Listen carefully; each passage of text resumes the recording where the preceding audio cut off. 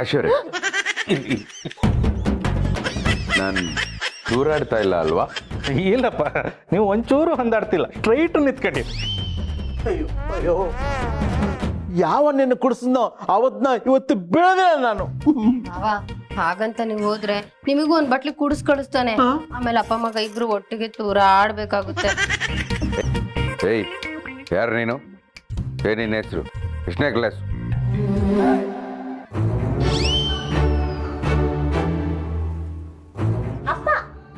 ಓ ಸ್ಕಂದ, ಏನಿದೆ ಅಕ್ಕನ ಬಟ್ಟೆ ಹಾಕೊಂಡ್ಬಿಟ್ಟಿದ್ಯಾ? ಅಪ್ಪ ನಾನ್ Skanda. Let to meet you. ಸಮ ಮಾಡಿ ಕಾಣಿ ಮಾಡಿ. ಅದು ನಿಮ್ಮ ಮಗಳು ಪ್ರಣಿ, ಇದು ಸ್ಕಂದ, ಇದು ನನ್ನ ಹೆಂಡತಿ. ಇದು ನಿಮ್ಮ ಹೆಂಡತಿ. ಓ,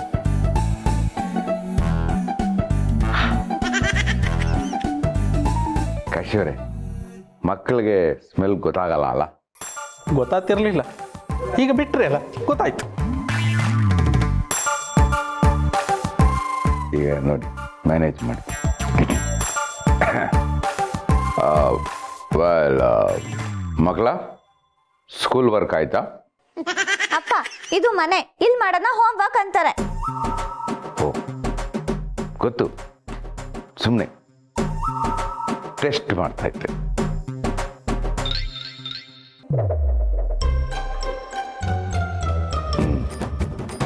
ಸ್ಕಂದ, ಸ್ಕೂಲಲ್ಲೆಲ್ಲ ಓಕೆ ಅಲ್ವಾ? ಯಾರಾದರೂ ಏನಾದರೂ ಮಾಡಿದ್ರೆ ಹೇಳು, ನಾನು ಬರ್ತೀನಿ.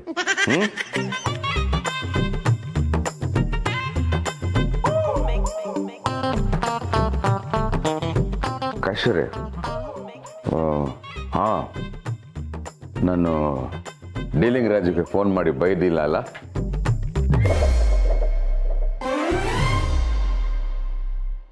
ಎಂತಕ್ಕೆ ಬೈಕ್ ಅಂದಳಿ ಅನ್ಕೊಂಡಿರ್ಯಾ?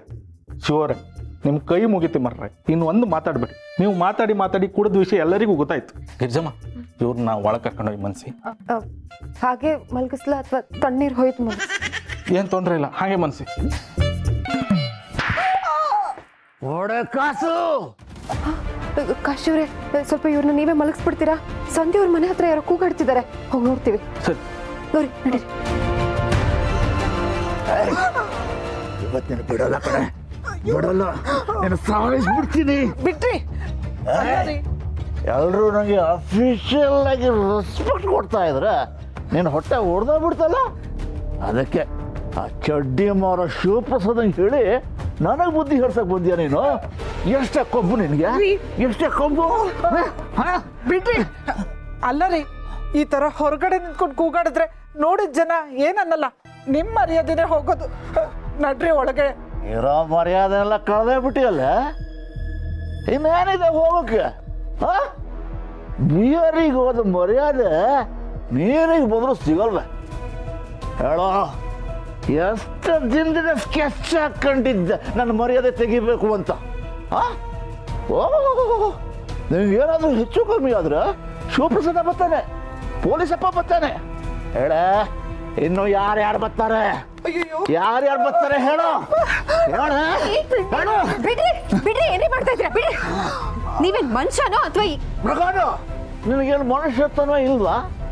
ರಾಕ್ಷಸತನ ಯಾಕೆ ಹೇಳ್ತೀಯ? ಇದು ತಾನೇ ನಿನ್ ಡೈಲಾಗು. ಹೋಗಮ್ಮ, ಹೋಗು, ನಿನ್ ಕೆಲಸ ನೋಡ್ಕೊ ಹೋಗು.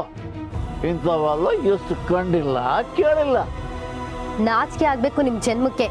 ಕುಡಿಯೋದು ಹೊಡಿಯೋದು ಏನ್ರಿ ಅನ್ಕೊಂಡಿದ್ದೀರಾ ಹೆಂಡತಿ ಅಂದ್ರೆ? ವೈಫ್ ಅನ್ಕೊಂಡಿದ್ದೀನಿ. ತಪ್ಪಾಗಿದ್ರೆ ಕ್ಷಮಿಸ್ಬೇಕಪ್ಪ. ಗೌರಿ, ಇಂಥವ್ರ ಹತ್ರ ಏನೇ ಮಾತು? ಬುದ್ಧಿ ಕಲಿಬೇಕಾಗಿರೋದು ಇವರಲ್ಲ, ನೀವು ಸಂಧ್ಯಾ ಅವ್ರೆ. ಹೊಡಿಸ್ಕೊಂಡ್ರೆ ಹೊಡಿತಾನೆ ಇರ್ತಾರೆ, ಒಂದ್ಸಲ ವಾಪಸ್ ಕೊಟ್ಟು ನೋಡಿ, ಆಗ ಕಥೆನೇ ಬೇರೆ ಆಗತ್ತೆ. ಅಯ್ಯಯ್ಯೋ, ಎಲ್ಲಾದ್ರೂ ಉಂಟಾಗಿರ್ಜವ್ರೆ, ನಾನು ನನ್ನ ಗಂಡನ ಮೇಲೆ ಕೈ ಮಾಡೋದ? ಇಲ್ಲ ಇಲ್ಲ, ಸತ್ರು ನನ್ನ ಕೈಲಿ ಆ ಕೆಲಸ ಆಗಲ್ಲ. ನೀವ್ ಹೀಗೆ ಹೇಳಿದ್ರೆ ನಿಮ್ಮನ್ನ ಸಾಯಿಸೇ ಬಿಡ್ತಾರೆ. ಸಂಧ್ಯವ್ರೆ, ನೀವು ಬದ್ಲಾಗ್ಬೇಕು.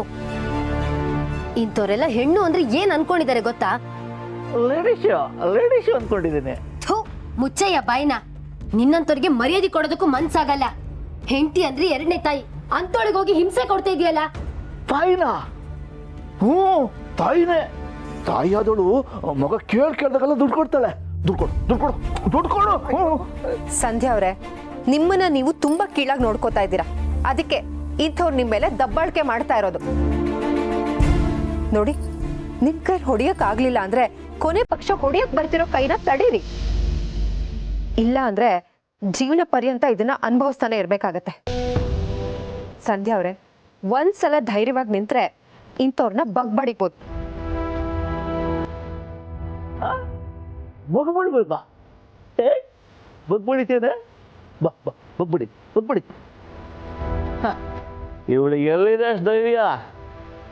ಇನ್ನೊಂದೆರಡು ಪೆಗ್ ಹಾಕೊಂಡ್ಬರ್ತೀನಿ, ಅವಾಗಿದೆ ನಿಂಗೆ ಹಬ್ಬ.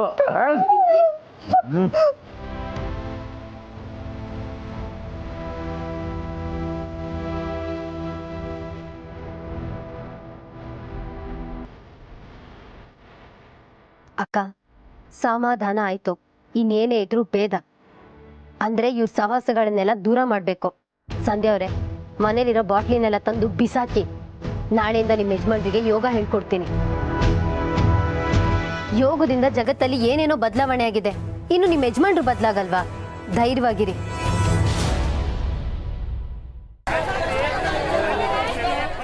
ಬಾವಾ, ಇಷ್ಟು ದಿನ ಕಷ್ಟಪಟ್ಟಿದ್ದಕ್ಕೆ ಸಕ್ಸಸ್ ಸಿಕ್ತು.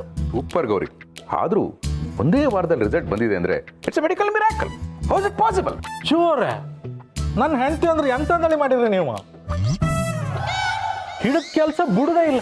ಈಗ ಕಾಣಿ, ಮದುವೆ ಟೈಮಲ್ಲಿ ಮನೆ ಕೆಲಸ ಬರ್ತೇ ಇಲ್ಲ ಅಂತೇಳಿ ಹೇಳಿದ್ದ. ಇದುವರೆಗೂ ಒಂದು ಕೆಲಸ ಕಲ್ತಿದ್ದಾಳೆ? ಕಲ್ತಿಲ್ಲ. ಅಷ್ಟು ವಿಲ್ ಪವರ್ ಅವಳಿಗೆ. ಕಾಶ್ಯವರೇ, ನೀವು ಗೌರಿಗೆ ಬೈತಿದ್ದೀರೋ ಹೊಗಳ್ತಿದ್ದೀರೋ ಗೊತ್ತಾಗ್ತಾ ಇಲ್ವಲ್ಲ. ಹೆಂಡ್ತಿರ್ನ ಬೈಯಕ್ಕಾಗತ್ತಾ? ಹೆಂಡ್ತಿ ಅಂದ್ರೆ ಏನು? ವೈಫ್ ಅಂದ್ರೆ ಏನು? ನೈಫು. ಬಾವಾ, ನಮ್ಮನ್ನ ಚಾಕುಗೊಲಿಸ್ತಾ ಇದ್ದೀರಾ? ಹೋಲಿಕೆನೇ ಇಲ್ಲಮ್ಮ. ವೈಫ್ಗೂ ನೈಫ್ಗೂ ವ್ಯತ್ಯಾಸ ಇದೆ. ಅದೇನು ಅಂತ ಅರ್ಥ ಆಗೋ ಹಾಗೆ ಹೇಳಿದ್ರೆ ನಾವು ಅರ್ಥ ಮಾಡ್ಕೊಂಡು ಪಾವನರಾಗ್ತೀವಿ. ಈಗ ಜಗಳ ಆಡ್ಬೇಕಾದ್ರೆ ನೈಫ್ಗೆ ಅಟ್ಲೀಸ್ಟ್ ಒಂದು ಪಾಯಿಂಟ್ ಅಂತ ಇರುತ್ತೆ, ಆದ್ರೆ ವೈಫ್ಗೆ ಪಾಯಿಂಟೇ ಇರಲ್ಲ. ಯಾವುದೇ ಹೊತ್ತಲ್ಲಿ ಯಾವುದೇ ಪಾಯಿಂಟ್ ಇಲ್ಲ ಅಂದ್ರೂ ಪಾಯಿಂಟ್ ಇಟ್ಕೊಂಡು ವಾದ ಮಾಡುವಂತ ಏಕೈಕ ಜೀವಿ ಅಂದ್ರೆ ಅದು ವೈಫ್. ಮಾತು ಎಲ್ಲಿಂದ ಎಲ್ಲಿಗೋ ಹೋಗ್ತಿದ್ದಾರೆ. ವಾಸ್ತವ ಹೇಳಿದೆ ಗಿರಿ. ನಮ್ ಕಡೆ ವಾಸ್ತವ ಹೇಳ ಬೇಡ. ಮೊದ್ಲು ಗೌರಿ ಸಂಧ್ಯಾ ಅವ್ರ ಗಂಡನ ಸರಿ ಮಾಡಿರೋದಕ್ಕೆ ಎಲ್ರು ಶುಭ ಹಾರೈಸೋಣ. ಕ್ಲಾಪ್ಸ್ ಮಾಡಿ ಎಲ್ರು.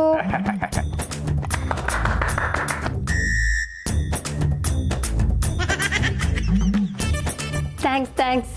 ನೀವೆಲ್ಲರೂ ಪ್ರೋತ್ಸಾಹ ಕೊಟ್ಟಿದ್ದಕ್ಕೆ ನನಗೆ ಈ ಕೆಲಸನ ಮಾಡಕ್ಕಾಯ್ತು. ಒಂದು ವಾರ ಅವರಿಗೆ ಯೋಗ ಹೇಳ್ಕೊಟ್ಟಿದ್ದಕ್ಕೆ ಅವರು ಕುಡ್ತಾ ಬಿಟ್ಟು ಒಂದು ವಾರ ಆಗಿದೆ. ಈ ಸಂದರ್ಭದಲ್ಲಿ ಆ ವ್ಯಕ್ತಿಗೂ ಕೂಡ ಚಪ್ಪಾಳೆ ಸಲ್ಬೇಕು. ಚಪ್ಪಾಳೆ.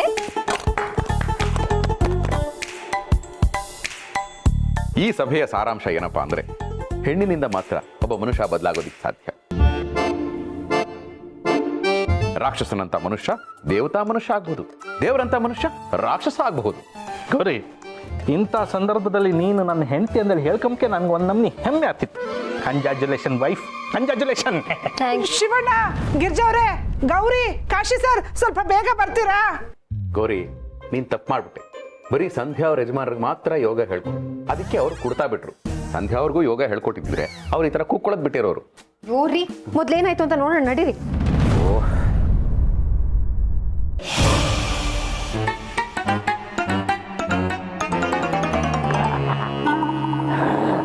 ಮೇಲಕ್ಕೆ ಏಳುವಾಗ ಶ್ವಾಸವನ್ನ ಬಿಡಬೇಕು.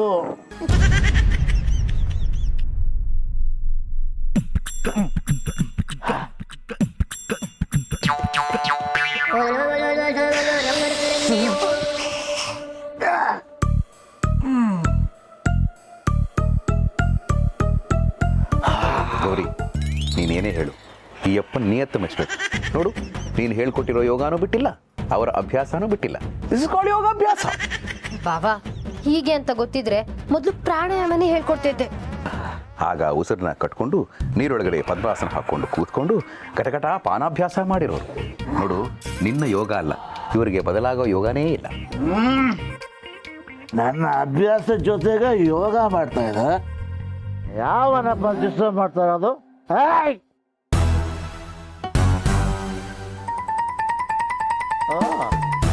ಅವರು ಅಪ್ಪ ಸ್ವಾಮಿ, ಅದು ನೊರೆಯವರು ಅಲ್ಲ, ನೆರೆಹೊರೆಯವರು. ವಿಷ ಬುಸ್ಬಿಟ್ಟು ಹಾವು ಕಚ್ಚಿದ್ರೆ ನೊರೆನೇ ಬರೋದು ಗೊತ್ತಾ?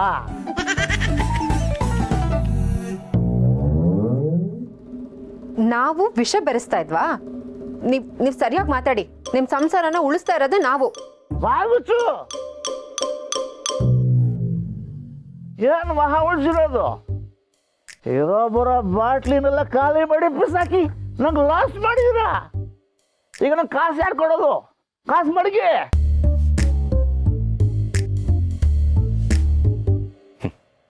ನಾಯಿ ಬಾಲ ಯಾವತ್ತಿದ್ರು ಡೊಂಕೆ.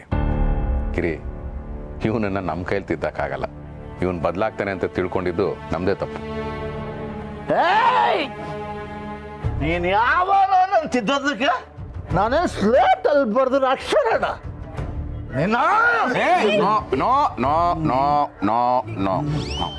ನಿನಗಲ್ಲ, ಮೊದಲು ಇವಳಿಗೆ ಹೊಡಿಬೇಕು. ಸಂಧ್ಯಾ ಅವರೇ, ಹೆದರ್ಕೊಂಡ್ಬೇಡಿ, ಧೈರ್ಯವಾಗಿ ಎದುರಿಸಿ ನಿಲ್ಲಿ. ಎದುರಿಸಿ ನಿಲ್ತೀರೇನು? ನನ್ನನ್ನೇ ಎದುರಿಸಿ ನಿಲ್ತೀರೇನು? ಹೆಂಡತಿ ಗೊಡಿಯೋನು ಗಂಡ್ಸಲ್ಲ, ಗಂಡ ಆಗೋ ಯೋಗ್ಯತೆನೂ ಇರಲ್ಲ. ಸಂಧ್ಯಾವ್ರೆ, ಇಷ್ಟು ದಿನ ಸಹಿಸ್ಕೊಂಡಿದ್ ಕೋಪನೆಲ್ಲ ಸೇರಿಸಿ ಒಂದ್ ಕೊಡಿ, ಅವಾಗ ಬುದ್ಧಿ ಬರುತ್ತೆ ಇವ್ರಿಗೆ. ನಂಗೆ ಹೊಡಿತೀಯ ನೀನು? ನಂಗೆ ಹೊಡಿತೀಯಾ?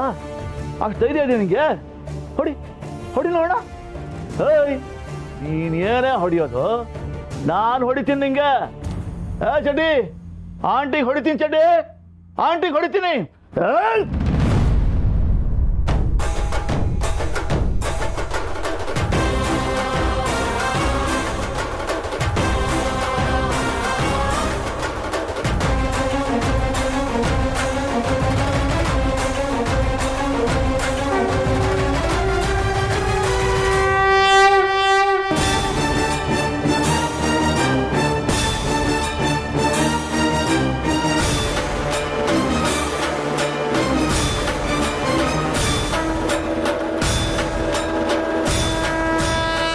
ತಾಳಿಗೂ ಕಾಳಿಗೂ ಇರೋದು ಒಂದೇ ಅಕ್ಷರದ ವ್ಯತ್ಯಾಸ.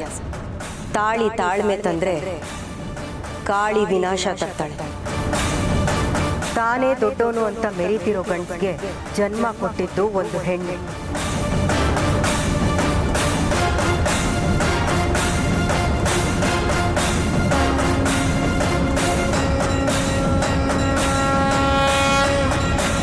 ತನ್ನದೇ ನಡಿಬೇಕು ಅಂತ ಕೂಗಾಡೋ ಗಂಡಸನ್ನ ಬೆಳೆಸೋಳು ಒಂದು ಹೆಣ್ಣು.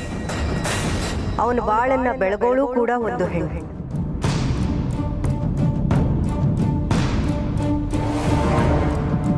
ಹೆಣ್ಣನ್ನೇ ತುಳಿದು ಬದುಕಬೇಕು ಅನ್ನೋ ಗಂಡಸು ಕೊನೆಗೆ ತನ್ನ ಆಸೆಗೋಸ್ಕರ ಹಿಡಿಯೋದು ಹೆಣ್ಣಿನ ಕಾಲಲ್ಲಿ.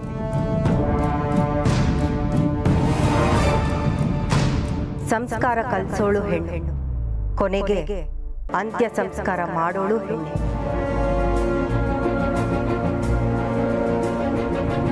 ನೀನ್ ಹೀಗೆ ಬಿಟ್ರೆ ಹೆಣ್ಣು ಮೀನಿನ ಹೆಜ್ಜೆ ಹಾಗೆ ಮಾಯವಾಗ್ತಾಳೆ.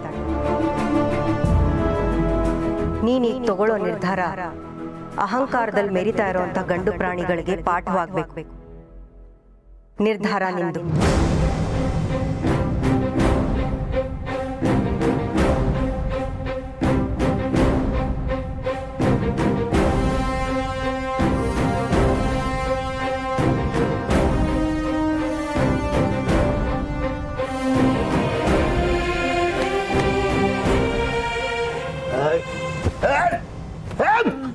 ಏನೋ ಹೊಡಿತೀಯ ನನ್ನ?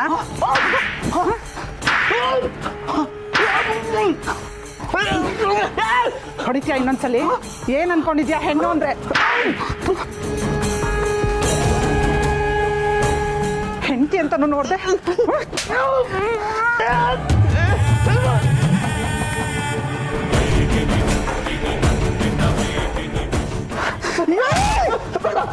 ಬಿಟ್ಬಿಡು ನಿನ್ ತಮ್ಮಯ್ಯ ಅಂತೀನಿ. ನೀನು ನನ್ನ ಹೆಂಡತಿ ಅಲ್ಲ, ನನ್ನ ತಾಯಿ ಅನ್ಕೋತೀನಿ. ಬಿಟ್ಬಿಡು, ತಪ್ಪಾಯ್ತು. ಬಿಟ್ಬಿಡು. ಏಯ್, ನಮಗೂ ಕೈ ಇದೆ ಹೊಡೆಯೋದಕ್ಕೆ, ಬೈಯೋದಕ್ಕೆ ಬಾಯೂ ಇದೆ. ಆದ್ರೆ ಅದೆರಡನ್ನೂ ನಿನ್ ಸಂಸಾರ ಉದ್ಧಾರ ಆಗಕ್ ಬಳಸ್ತಿದೀವಿ ಅಂದ್ರೆ ಖುಷಿ ಪಡು.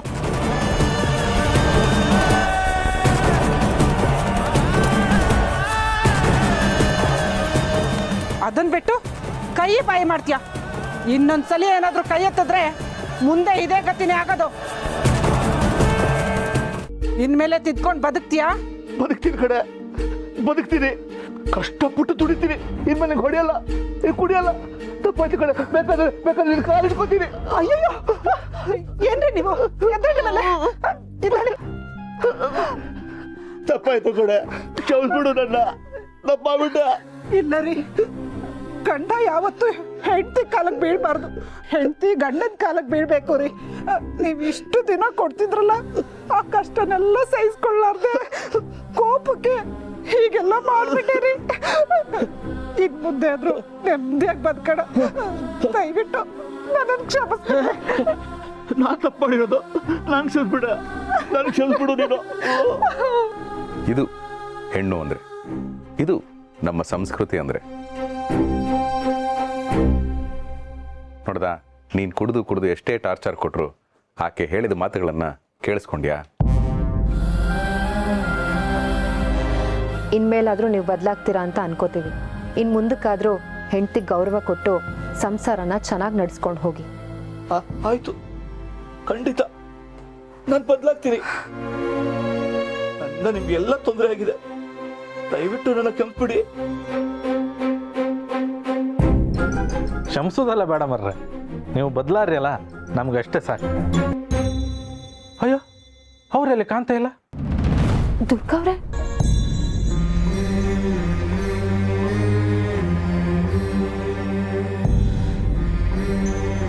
ದುರ್ಗಾ ಅವ್ರು ಹಾಗೇನೆ ಒಂದ್ಸಲ ಕಾಣಿಸ್ತಾರೆ, ಇನ್ನೊಂದ್ಸಲ ಕಾಣಿಸಲ್ಲ. ಬಹುಶಃ ಏನೋ ಅರ್ಜೆಂಟ್ ಕೆಲಸ ಬಂತು ಅಂತ ಹೊರಟಿರ್ಬೇಕು. ಹೆಣ್ಮಕ್ಳಿಗೆ ಕಷ್ಟ ಅಂದ್ರೆ ಎಲ್ಲೇ ಇದ್ರೂ ಬರ್ತಾರೆ. ದೇವತೆ ಅಂತ ಹೆಣ್ಣು. ದೇವತೆ ಅಂತ ಹೆಣ್ಣಂತ ಹೇಳ್ಬೇಡಾಗಿರಿ, ದೇವರು ಅಂತಾನೆ ಹೇಳು. ಯಾಕೆಂದ್ರೆ ಕಷ್ಟ ಅಂತ ಬಂದಾಗ ಭಗವಂತ ಯಾವುದಾದ್ರೂ ಒಂದು ರೂಪದಲ್ಲಿ ಬಂದು ಸಹಾಯ ಮಾಡೇ ಮಾಡ್ತಾನೆ. ಇವತ್ತು ಸಂಧ್ಯಾ ಅವ್ರ ಕಷ್ಟಕ್ಕೆ ಭಗವಂತ ಈ ತಾಯಿ ರೂಪದಲ್ಲಿ ಬಂದಿದ್ದ ಅನ್ಸುತ್ತೆ.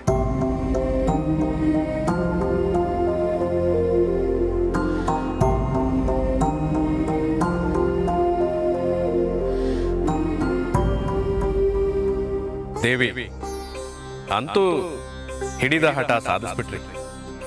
ಸೋಜಿಗ ಪ್ರಭು, ಯಾವುದು? ಹೆಣ್ಣಿಗೆ ಹಠವಿರಬಾರದು, ಗಂಡಿಗೆ ಚಟವಿರಬಾರದು ಎಂದು ಮಾನವರು ಹೇಳುತ್ತಾರೆ. ಆದರೆ ಗಂಡಿನ ಚಟವನ್ನು ನಾಶ ಮಾಡಿದ್ದು ಹೆಣ್ಣಿನ ಹಠವಲ್ಲವೇ? ಹಾಗಿದ್ದಾಗ ಹೆಣ್ಣಿನ ಹಠ ಸಮಂಜಸವಲ್ಲವೇ ಪ್ರಭು? ವೇದ ಸುಳ್ಳಾದರೂ ಗಾದೆ ಸುಳ್ಳಾಗಲ್ಲ ದೇವಿ. ವೇದ ಎನ್ನುವುದು ಪ್ರಾಕೃತಿಕ, ಆದರೆ ಗಾದೆ ಎನ್ನುವುದು ಪ್ರಾಯೋಗಿಕ ಹಾಗೂ ಸಾಮಾಜಿಕ. ಆದರೆ ಇಲ್ಲಿ ಗಾದೆ ಸುಳ್ಳಾಯಿತಲ್ಲ. ಹೆದರಿದವನಿಗೆ ಹಗ್ಗವೂ ಹಾವೇ. ಇಲ್ಲಿ ಹೆದರಿದವನಿಗೆ ಹಾವು ಕಾಣುತ್ತಿರುವುದು ನಿಜ, ಆದರೆ ಅಲ್ಲಿ ಹಗ್ಗವಿಲ್ಲ ಎನ್ನುವುದು ಸುಳ್ಳು. ಅರ್ಥವಾಗಲಿಲ್ಲ ಪ್ರಭು. ನಿಮಗೆ ತಿಳಿಯದೇ ಇದ್ದದ್ದು ಏನಿದೆ ದೇವಿ? ಇಲ್ಲಿ ಯಾವ ವ್ಯಕ್ತಿ ಯಾವ ಮನಸ್ಥಿತಿಯಲ್ಲಿ ಯಾವ ಪರಿಸ್ಥಿತಿಯಲ್ಲಿ ಇದ್ದಾನೆ ಎನ್ನುವುದರ ಮೇಲೆ ಸಂದರ್ಭಗಳು ಅವಲಂಬಿತವಾಗಿರುತ್ತವೆ. ಗಂಡನ ಚಟ ಬಿಡಿಸಬೇಕೆನ್ನುವ ಹೆಣ್ಣಿನ ಹಠ ಆರೋಗ್ಯಕರ. ಇದರಿಂದ ಸಂಧ್ಯಾ ತನ್ನ ಮನೆಯನ್ನು ಉಳಿಸಿಕೊಂಡಳು. ಆದರೆ ಎಷ್ಟೋ ಹೆಣ್ಣು ಮಕ್ಕಳ ಹಠದಿಂದ ಇನ್ನೆಷ್ಟೋ ಮನೆಗಳು ಹಾಳಾಗಿವೆ. ಅಂತಹ ಉದಾಹರಣೆಗಳು ಸಾವಿರವಿರಬಹುದು. ಆದರೆ ಹೆಣ್ಣಿಗೆ ಆಗುವ ಅನ್ಯಾಯವನ್ನು ನಾನು ಸಹಿಸಲಾರೆ, ಅದು ನಿಮಗೂ ತಿಳಿದಿದೆ. ಹೀಗೆಯೇ ಎಷ್ಟು ಜನಕ್ಕೆ ಸಹಾಯ ಮಾಡಲು ಸಾಧ್ಯ ದೇವಿ? ಭೂಲೋಕದಲ್ಲಿ ನಾನಿರುವವರೆಗೆ, ನನ್ನ ಕಣ್ಣು ಶೋಷಿತರ ಮೇಲೆ ಇರುವವರೆಗೆ, ಅವರು ನನ್ನನ್ನು ನೆನಪಿಸಿಕೊಳ್ಳುವವರೆಗೆ, ನೀವು ಯಾರ ಕಣ್ಣಿಗೂ ಕಾಣದಂತೆ ಶಿವಪ್ರಸಾದನ ಜೊತೆ ನಿಂತು ಜೀವನದ ಪಾಠ ಹೇಳಿಕೊಡುತ್ತೀರೋ, ನಾನು ಕೂಡ ಹಾಗೆ ಎಲ್ಲರ ಕಣ್ಣಿಗೂ ಕಾಣುವಂತೆ ಅನ್ಯಾಯ, ನೋವು, ದುಃಖ, ದೌರ್ಜನ್ಯ, ಶೋಷಣೆ ಇವೆಲ್ಲವನ್ನು ಅನುಭವಿಸುತ್ತಿರುವ ಹೆಣ್ಣು ಮಕ್ಕಳ ಜೊತೆ ಸದಾ ಕಾಲ ನಿಂತು ಅವರ ಬೆನ್ನೆಲುಬಾಗಿರುತ್ತೇನೆ. ಇದು ಜಗದೊಡೆಯನ ಜನುಮದೊಡತಿಯಾದ ನಾನು ನಿಮಗೆ ಮಾಡುತ್ತಿರುವ ಪ್ರಮಾಣ.